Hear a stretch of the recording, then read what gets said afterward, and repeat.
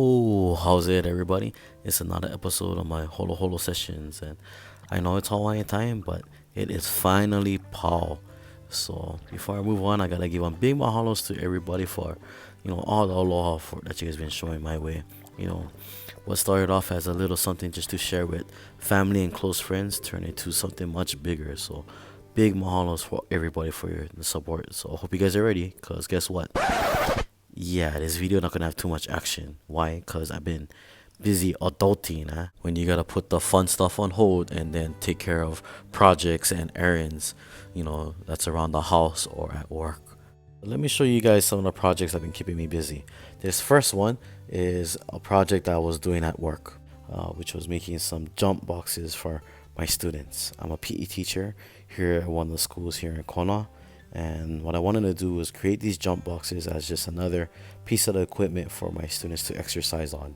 So after I finished creating these jump boxes, I had to test these buggers out because if these buggers can handle one 200-pound plus brada, then guarantee it can handle six, seven, and eight graders when they jump on top of it too. This next project took about a year to complete. In June 2020, what I did was replant some apple banana pula pulas. So I guess to help describe what a pula pula is, it's a baby plant that sprouts up next to like the main plant. Yeah? So especially with like bananas, these pula pulas sprout up from like the main tree, and what I had to do was dig out those baby pula pulas and replant them. And it took about almost a year to these pula pulas to grow big and sprout its own fruit. So I picked these apple bananas up in the ending of March. So yeah, like I said, almost a year to finally get, and I'm very happy because now instead of driving all the way down to South Kona, which takes about half an hour, 45 minutes, I can just walk outside and get my own apple banana. Continuing with projects around the house, this next one dealt with the water line for our sprinklers in the back. And luckily, I could turn the water off so we could still have water going to our main house. So after work, I cut the line and then got rid of the faulty part of that water line, threw that away, and then reconnected the pipe.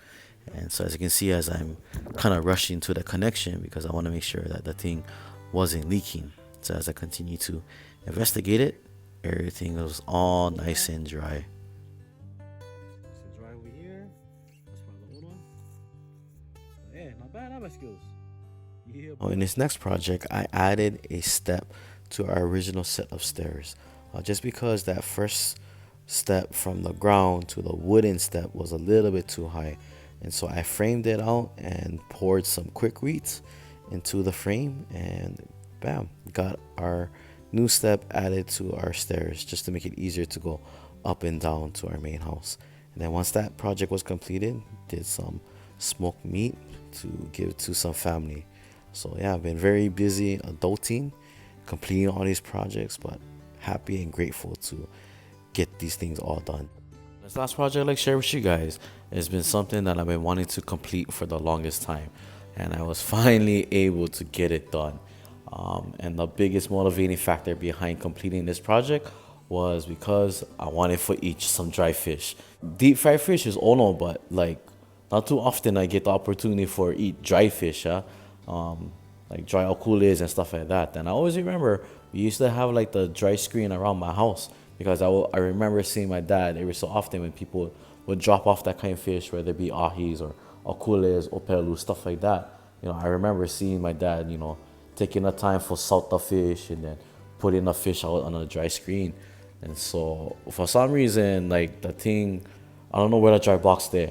And since I've been craving this, had this craving for eat some dry fish, I told myself the next time I get something like that kind of fish, I gotta make my own dry box. And sure enough, that's what happened. Oh, my uncle gave me a call back in Christmas time, and he's like, "Hey, I get your Christmas present. Come up." I was like, "Okay, shoot." So I drove all the way up to his house, and he gave me a few akules, mepachis, and ta'apes. And so I was gonna guarantee deep fry the ta'apes and mepachis. But once I saw the akule, I was like, "All right, I gotta finally make my dry box." And at the time, we were gonna spend Christmas up in the mainland, and actually in Arizona. And I figured, hey, you know what? Since Arizona is so much drier than here in Hawaii, I'm gonna do an experiment and create my dry box up there. So maybe just in case the next time I get okule, I'll go up there and dry okule in Arizona. Yeah? So that's what I set out to do. Now the first thing I needed to do for this project was to create two sawhorses. Now I probably didn't need to create these sawhorses, but that was kind of what I remember my parents and my grandparents doing back in the day. Anytime when they would dry fish, they would bust out the sawhorses, place the dry box on top, and then dry the fish. So I figured, you know what, I should stick with the tradition that was modeled for me, and that's what I did. So luckily, this was pretty fast. I cut the materials, assembled the sawhorses together, and then assemble the dry screen or the dry box. And luckily, this was all completed all in one day. Now on to the fun part, which was actually getting the fish prepped to put onto the dry screen. So as you can see right there, I went hemo or removed the scales off of the fish. And I learned the reason why is because my uncle taught me that, he keeps the scales on the fish to keep the fish much more fresher when he throws it in the freezer. And since I was transferring these fish from Hawaii to Arizona, put them in the freezer, got to hemo the scales.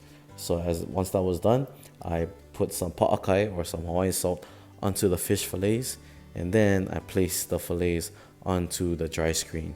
And since Arizona is so much drier compared to Hawaii, like what, about 8 hours of dry time, and brah, these akule came out perfect dry and was super ono too.